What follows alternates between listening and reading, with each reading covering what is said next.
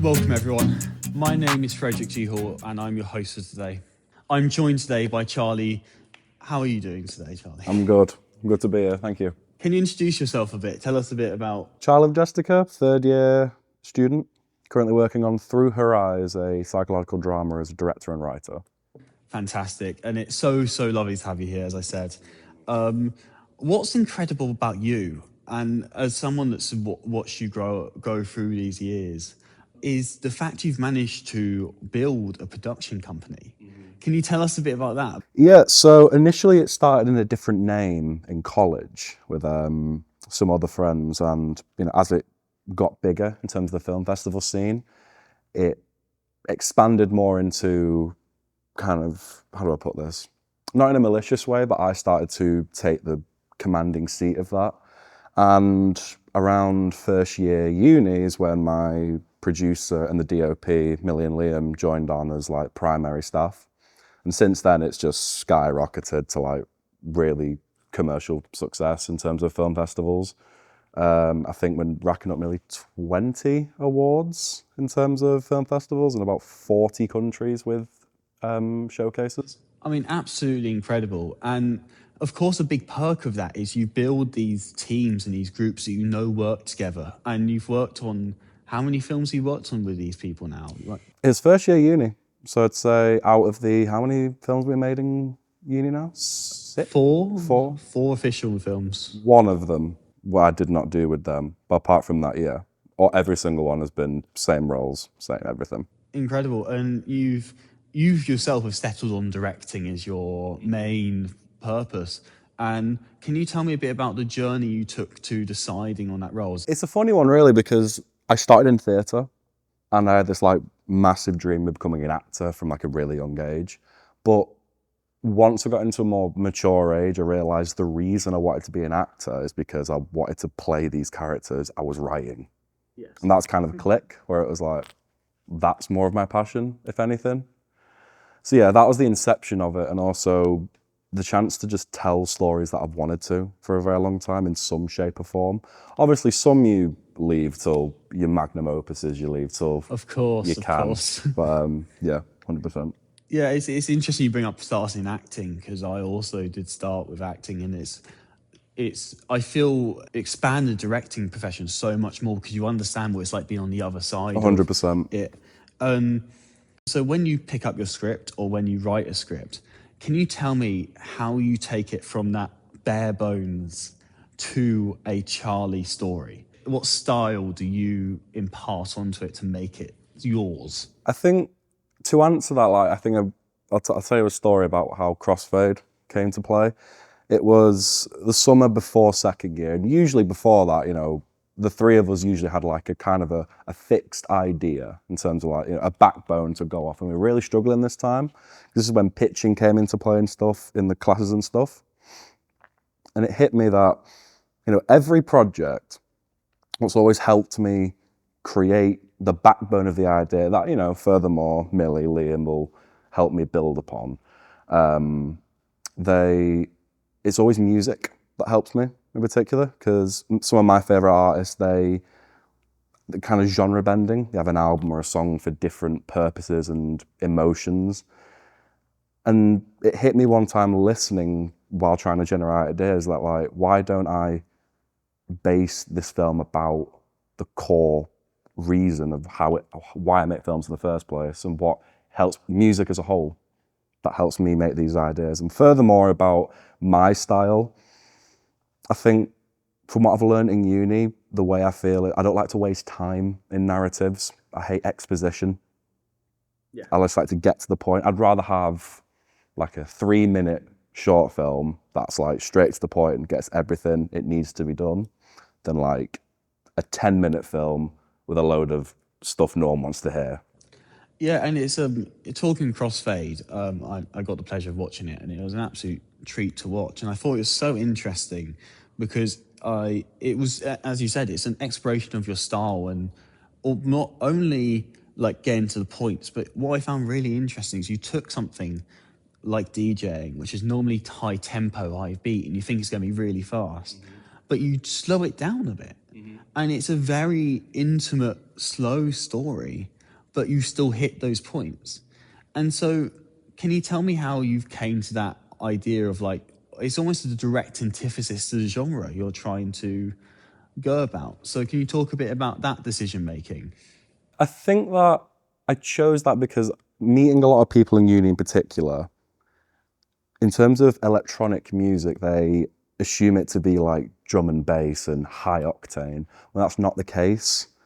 And I wanted to focus on the type of music that helped me make such stories. There's this amazing album called Oasis by Darius. That is, it's beautiful, but it's not a high octane album, but it's still within that genre. And I wanted to kind of visualize that in a sense. It's very enticing and warm, I want to say.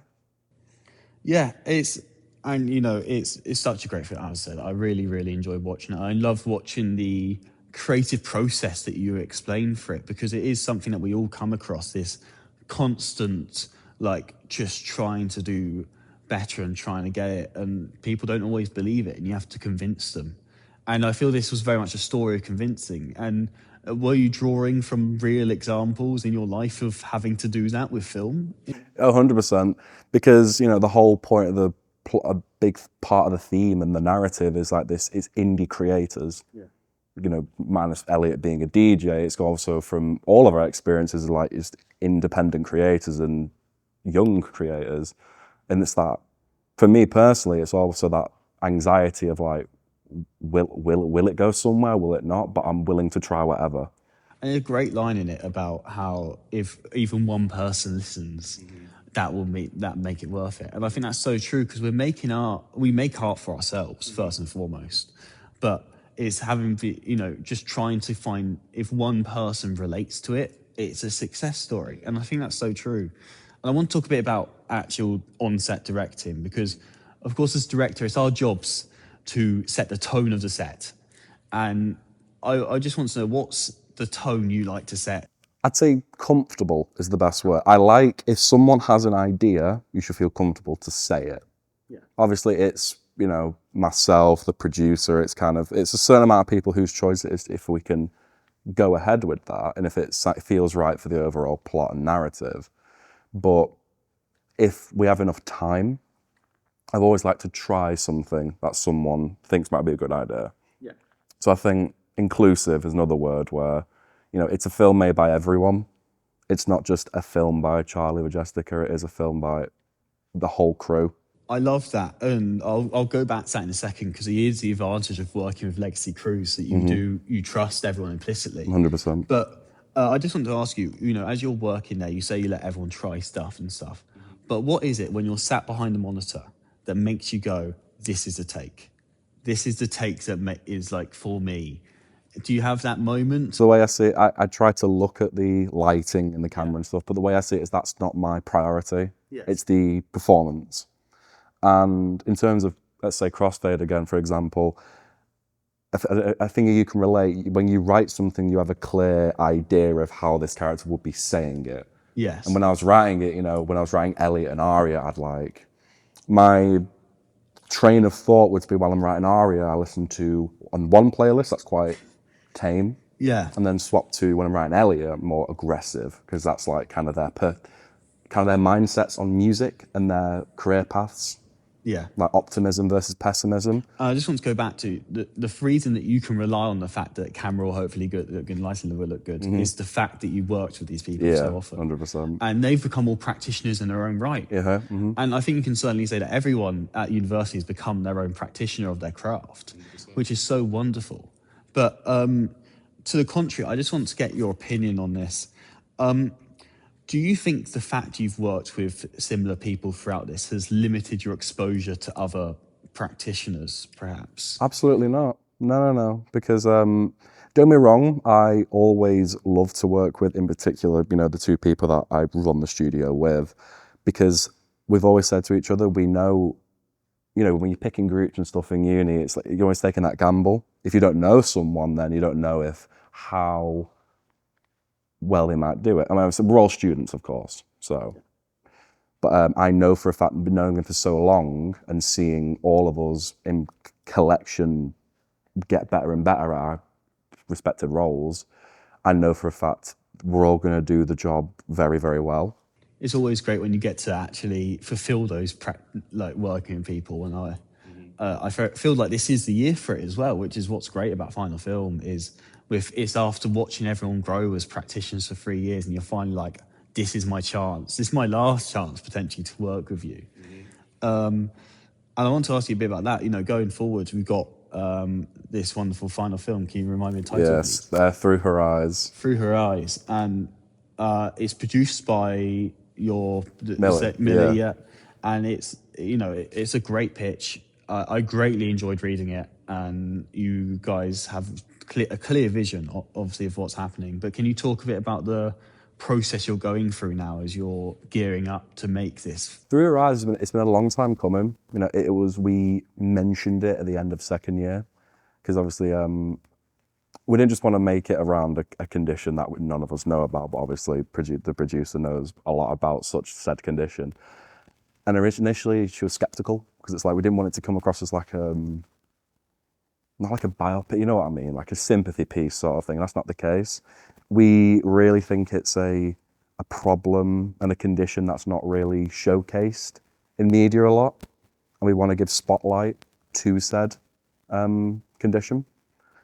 And I think adding on to that, it has a lot of potential for visuals and sound and like subtle performance, which I'm very excited to go into.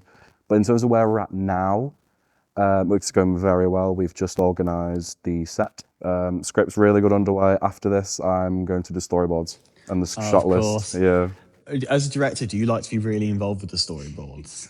I do, but it's a headache, but I do. Oh yeah, I personally I do a lot of my own storyboarding, but I'm often working with DPs that I'm very close to. Do you ever find your friendships on set get in the way of your creativity, or? No, I wouldn't say so, because we save that till after the day of shooting, where we kind of like, because usually what happens is like, you know, in the past we've always rented like a whole set or a house to film in. And obviously it's like usually an Airbnb or something, so we just end up like 3 or 4 of us just staying there. Do you guys have any like on-set traditions now? And in what sense? Well, so a tradition I have with my crews is on the first film I shot here, the day before the filming, I had a glass of port with some members of my crew. Yeah. And it's something I've brought forward, and every time, sometimes it's just whoever's there, but quite often I'll pick someone who I feel this film's been very like influenced by, sometimes DP, sometimes producer, and I will always have a glass of port with them before the first day of shooting. And it's just kind of like acknowledgement of whatever happens tomorrow will happen. And this is me saying, we've done it. We've got this far. Let us celebrate before we carry on. Well, a similar thing then, yeah. We usually, with the DOP and producer, about halfway through the shoot, we'll get takeout. Just as like, it's almost like a pick-me-up, but also like kind of like, you know, we've come this far. We're going to see it through to the end. I mean, Crossfade, we ordered 2 whole Costco pizzas. And then for the one before that, Fragments of Us, we got a load of M&S, like Chinese Indian takeout, something like that.